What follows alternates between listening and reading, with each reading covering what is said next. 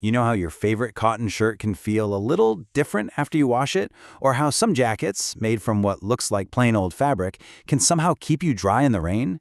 Well, it might seem like simple stuff, but the science behind it is actually pretty amazing. So let's get into the surprising science of swelling fibers.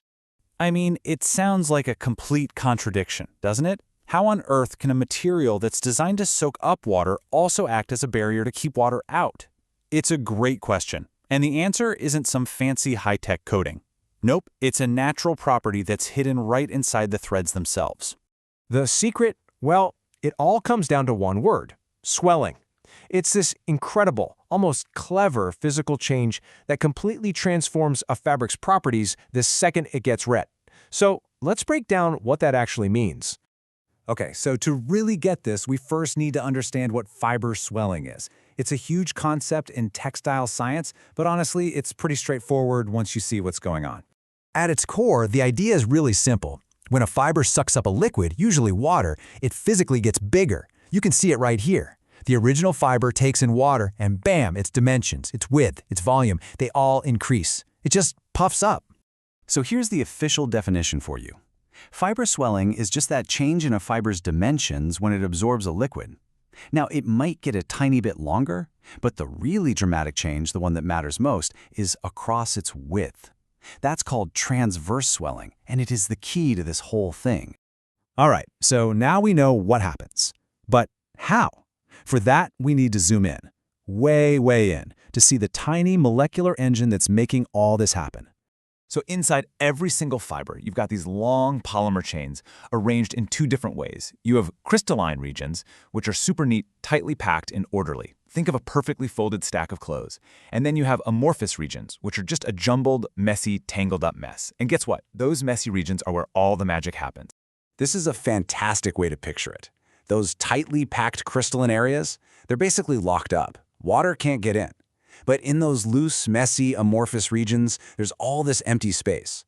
So water molecules sneak right in, and they act like tiny little wedges, just forcing those polymer chains apart.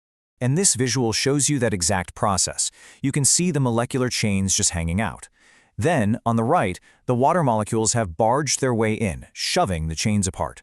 This is what causes the entire fiber to expand, mostly getting wider. It's a physical, mechanical process happening on a scale you can't even see.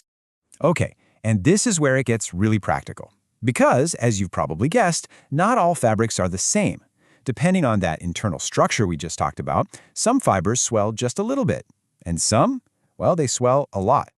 Just take a look at these numbers. Cotton, something we all know and love, swells by about 40% in its area. Pretty good. Wool is a bit less, around 25%. But then, look at viscose. Its area swells by 67%. But the number that's really going to blow your mind is its change in volume. 119%. That's not a typo.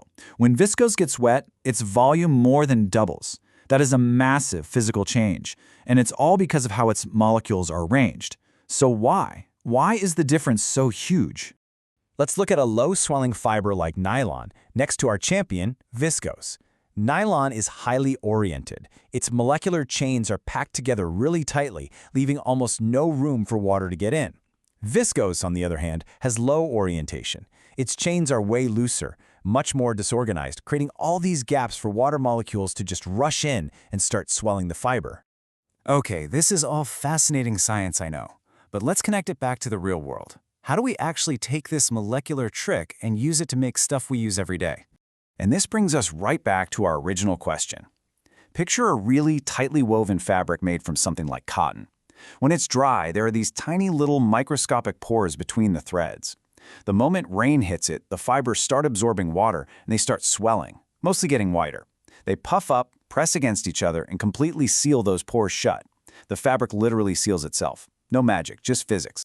And hey, it's not just about raincoats. That exact same swelling action that blocks water also opens up the fiber to absorb other things, like dyes.